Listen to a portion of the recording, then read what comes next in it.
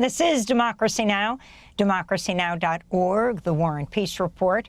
I'm Amy Goodman in Los Angeles, headed to Mexico City, to Cineteque Nacional tonight, where they're showing the film about democracy now, Steal This Story, Please. I hope to see folks there.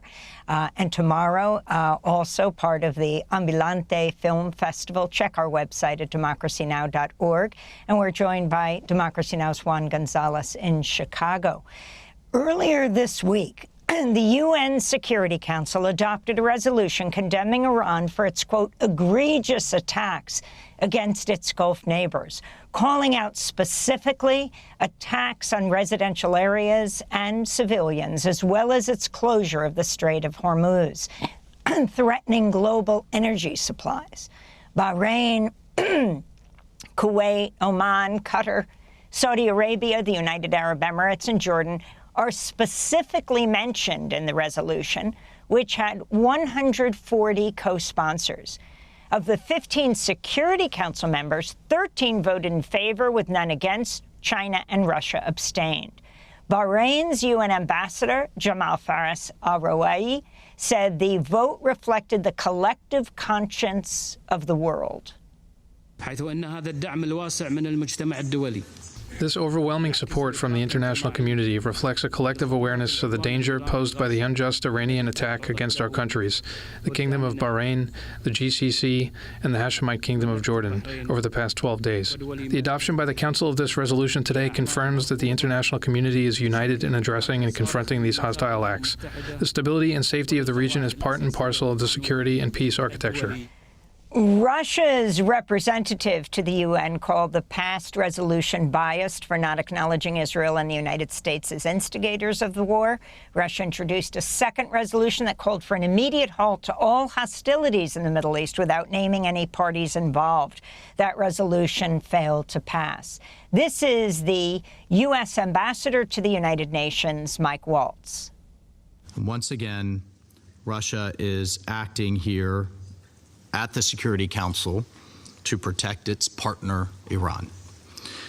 We reject Russia's attempt to conflate lawful U.S. actions taken in line with Article 51 of the UN Charter, to conflate those actions with Iran's pattern of bloodshed and brutality to its own people and around the world, and with its recent deliberate and at scale targeting of civilians and civilian infrastructure across the Gulf and the Middle East. The United States will continue to work here at this council and beyond to hold the Iranian regime to account and to bring to light its destabilizing and unlawful actions. Russia's attempts to prevent this council from acting in line with its core principles will not deter us. For more, we're joined by the economist Jeffrey Sachs. He's the director of the Center for Sustainable Development at Columbia University and president of the UN Sustainable Development Solutions Network. He's also serves as advisor to 3 UN Secretaries General. He recently wrote an article headlined, "This illegal U.S.-Israeli attack on Iran is also an assault on the United Nations," unquote. In an open letter to the UN Security Council in February, Professor Sachs said it was the U.S. and not Iran that had walked away from negotiations and that U.S. threats against Iran violated international law. He said, quote, "The issue facing the UN Security Council in these perilous days is whether any member state, by force or threat of force, may place itself above the United Nations Charter that governs us all. At stake is the integrity of the UN-based international system," unquote. Professor Sachs today joins us from Rome, Italy.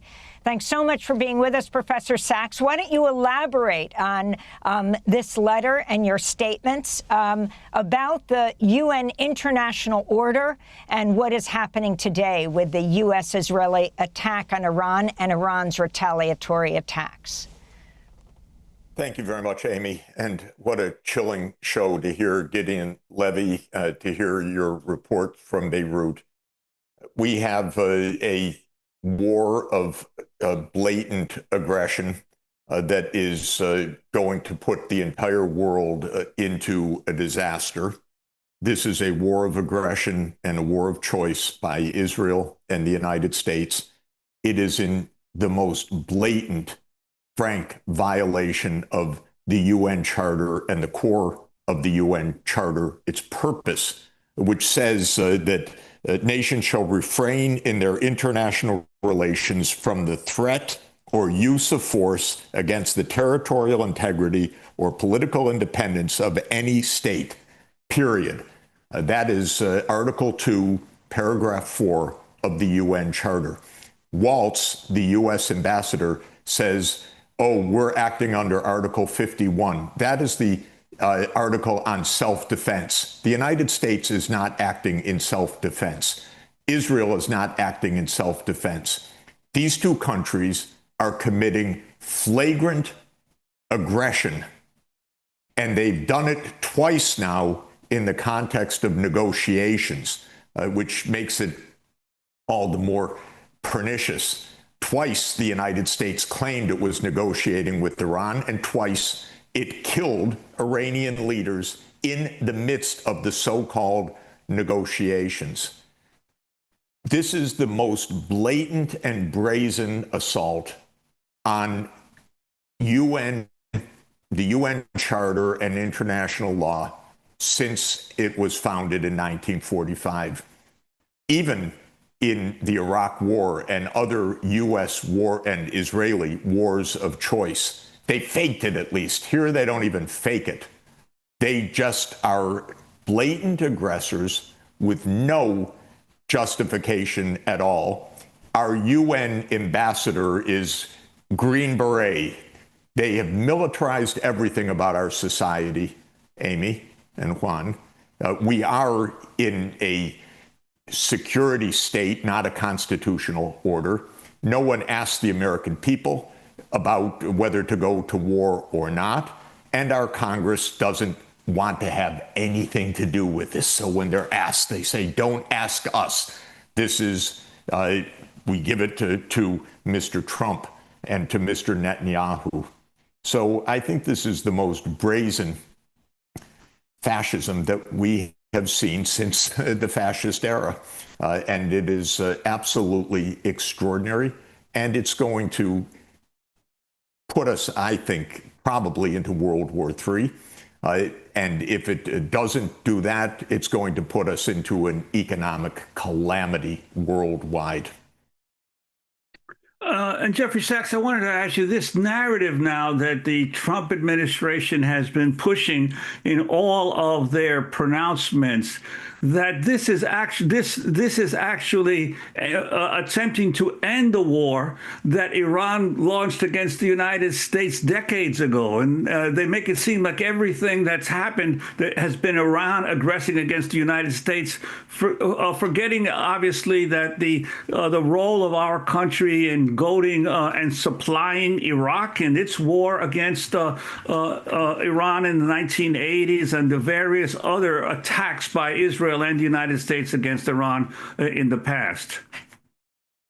Look, every word that Donald Trump says is vile and ignorant. So we can almost say for sure that every word he posts every day is a vile lie.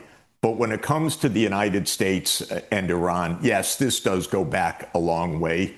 In 1953, when Iran had a fully functioning democracy, the CIA and MI6 overthrew the government of Mossadegh, Prime Minister Mossadegh. We installed a police state. We installed a police state that lasted from 1953 to 1979. When the Iranian people took back their country, we immediately armed Iraq, as you said, Juan, to go to war with Iran and to kill hundreds of thousands of people. When that war ended in 1988, the United States continued through the CIA and other means to do everything possible to destabilize the Iranian government, to crush the economy, to impose U.S. measures, sanctions, and so on, to destroy the well-being of the population. When the Iranians said, we want to negotiate with you, the United States rejected at almost every stage, with one exception, which is that in the Obama presidency, the United States, together with Britain, France, China, Russia, Germany, the permanent 5 members of the UN Security Council plus Germany, the P5+1 as it was called, negotiated an agreement with Iran that put Iran under strict UN supervision, the International Atomic Energy Agency, to ensure that what Iran said was actually carried out, which is that Iran did not want a nuclear weapon, and the IAEA would inspect. And for 3 years, the IAEA inspected hundreds and hundreds of times, and Iran was in full compliance. And then what happened? Netanyahu and Trump ripped up the agreement and went back to war, a hybrid war with Iran. Everything Trump says, which is despicable because he is absolutely leading us to ruin and leading the world to World War III. Everything he says is a lie because he says, I'm stopping Iran from getting a nuclear weapon. What he has done is rip up the agreement that already existed to ensure that, assassinate Iranian leaders repeatedly, kill the Iranian religious leader who for decades had said that a nuclear weapon would be against Islamic law, kill that person, invade or bomb the country with carpet bombing now, and is presiding over what is now already a regional war with Israel behaving as usual in its completely fascistic way of genocide in Gaza, locking up the West Bank, as Gideon Levy just told us, and invading Lebanon and displacing already 1 million people, bombing the universities, bombing the hospitals, bombing the schools.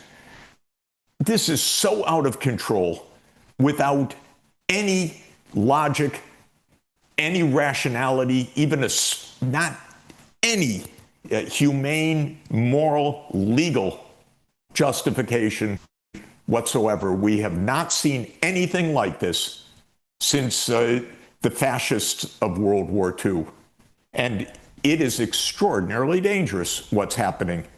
It will lead to world war the way we're going because we have 2 malignant narcissists, Netanyahu and Trump, that are leading us to disaster. And you listen to Netanyahu's words, he explains this has nothing to do with the UN Charter. He says, we're not waiting, we are initiating.